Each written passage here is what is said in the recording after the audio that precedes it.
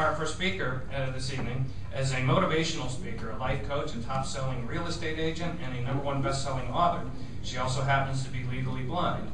Diagnosed at age 16 with retinitis pigmentosa, a degenerative eye condition, Nancy understands the courage, strength, and sense of humor it takes to live life full out. Nancy's experienced great success in both her personal and professional life. Her goal is to help people overcome challenges and start living the lives of their dreams. And she's here to share with us how we can do that. So please welcome Nancy Solari. Nancy.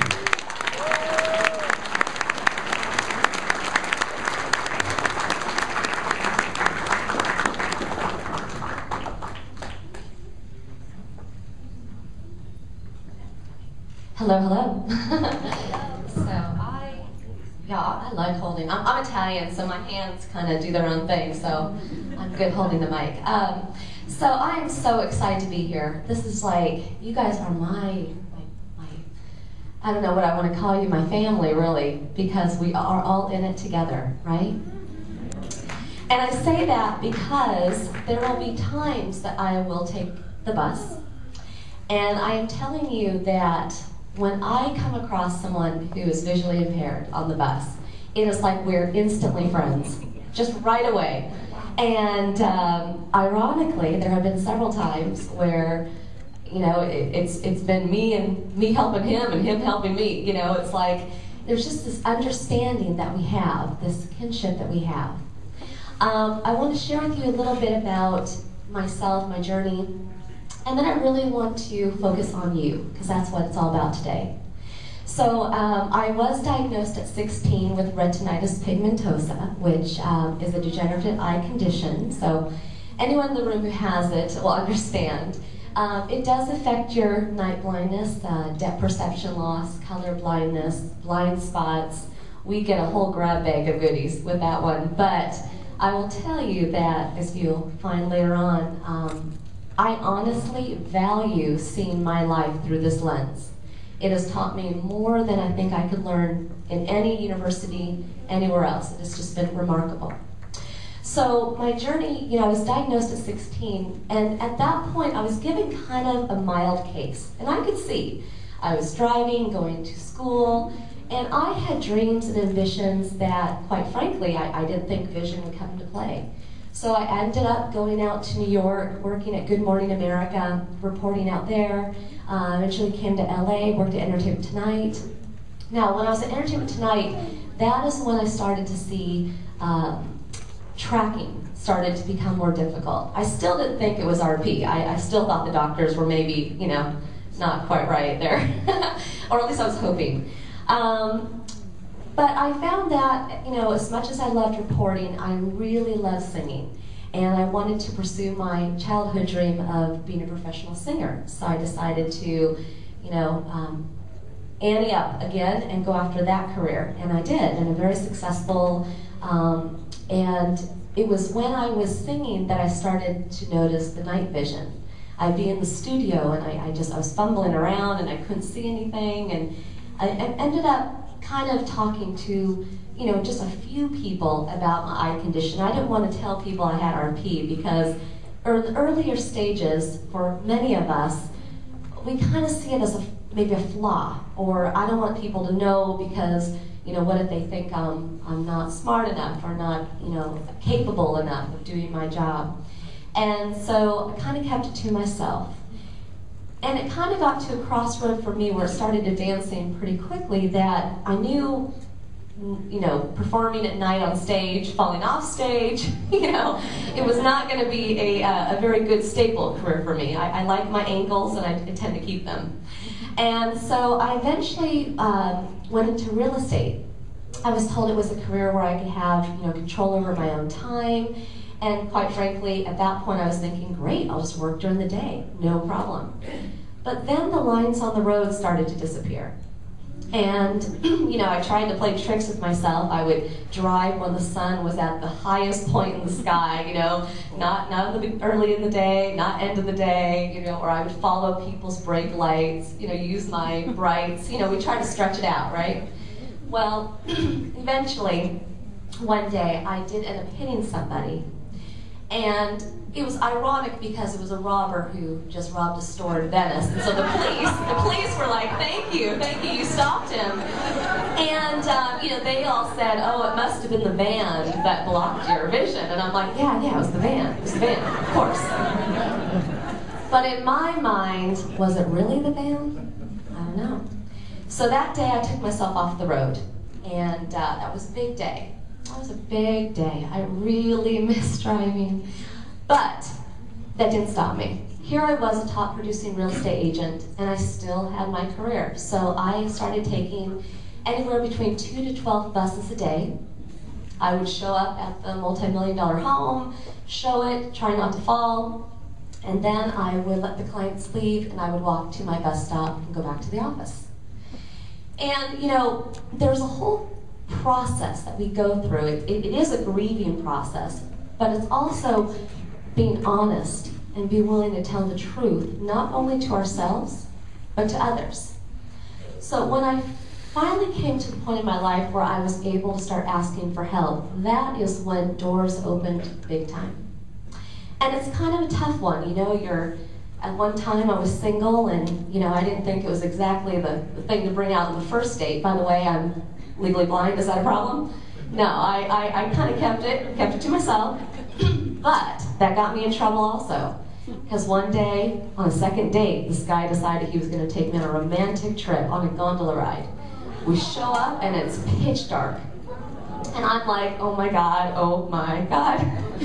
And so he pulls out the groceries with the strawberries and the champagne and the blankets, and he's like, can you carry this? And I'm like, sure. We get to the top of the ramp, and he's like, oh, go ahead. And I'm like, oh, no, you first. And I decide that I'm going to follow the moon on his hair. It was what I could see. It was kind of like a spotlight, right?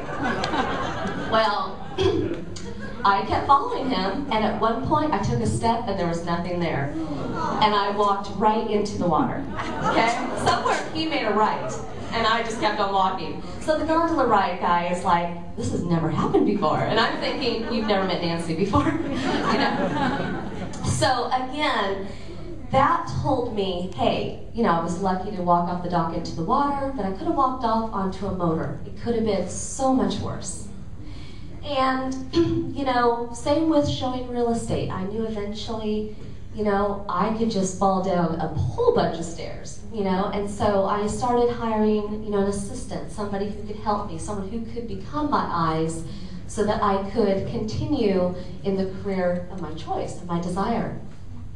And, I was successful at that and, found a way to make adjustments for my visual impairment.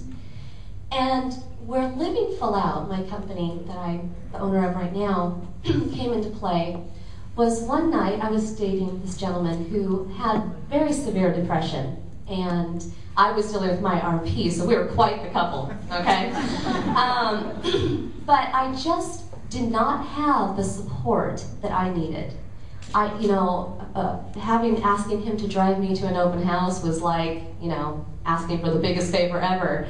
And I just remember sitting outside on the porch, looking up at the sky, thinking, there's got to be more. And, I know that I have so much more in me to give. And at that point, I thought of all of you. Yeah, I thought about all the people I could touch in business as well, but really, I thought of you. And I thought, I want to become a speaker. I want to motivate, and I want to be your friend, reach out my hand to you, and if you need it, if you need support, that's why I'm here. And so Living Full Out was born, and I broke up with the guy, so just so y'all know. It's been an amazing adventure. And what I decided to do is really start inviting more people into my journey. So today, I have one of my assistants and one of my interns, and, my world moves because I have all that support. I tell my family the truth. I tell them what I can't see, what I can see, and it can be scary. I'm telling my current boyfriend now that I can't see his face, but on the same breath, I'm telling him, baby, you'll never have gray hairs and you'll never have wrinkles. Still love me, right? And we're 3 years on, so it's all good. But having that support, being able to tell the truth to others about what I can see, what I can't see, but also being able to tell the truth to myself has been just liberating. And when you can come to that place, and it's really a journey, so I can't stand here before you and say, just start telling everybody about your, visual impairment. But when you can allow yourself to start with just a few people, or coming to the Braille Institute, or inviting people to go to other meetings for other organizations that support the visually impaired, that is so empowering. The minute you start to step into that, you're not, well, I should say, I remember when I thought of that, I said, I'm not Nancy with RP. I'm just Nancy who happens to have RP. It's not a label, okay? It doesn't define who we are. So I'm just a big fan of, taking advantage of every resource that you can. And, even getting involved in clinical trials. I was involved in one in 2006, and, whatever I can do to advance science, I want to do it. Because again, if it helps me, great. If it helps you, awesome. So what I really want you to take from today, our time together, and I really look forward to talking to all of you, in the other room, is just, this is our home. This is our family. So there's never going to be a safer environment. There's never going to be people who understand you like they do today. And I invite you to talk to as many people as you can, and even if we don't all share the same eye condition, somebody, it's 6 degrees of separation, right? Somebody does. And so when we all link together and we become, a strong force, that's really when things are going to move.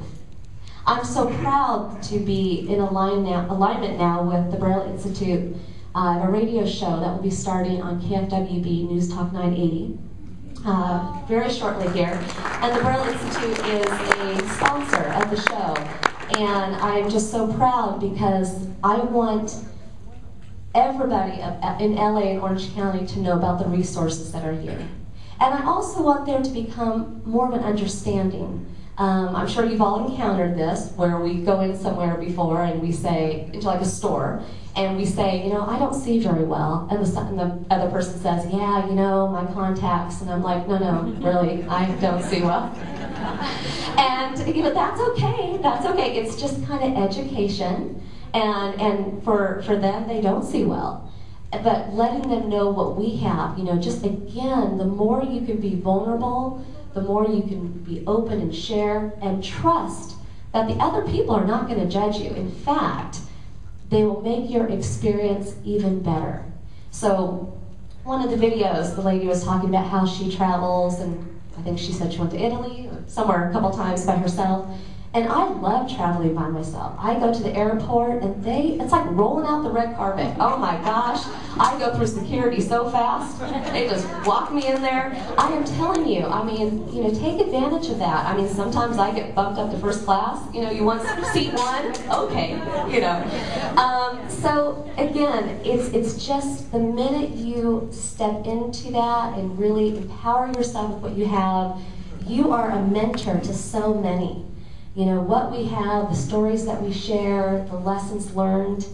I'm just excited to hear all about it later today, so I really want you to come to me and share those stories, but share them with everybody here, okay? Again, this is our home, and, living full out for me is a lifestyle, but it's really, again, taking a stand, because even though we have visual impairments, some of us may be legally blind or fully blind, there's so much inside us. We're so compassionate, we're so skillful, we're so creative, we're smart, and living full out is letting the world know all about those different aspects of you.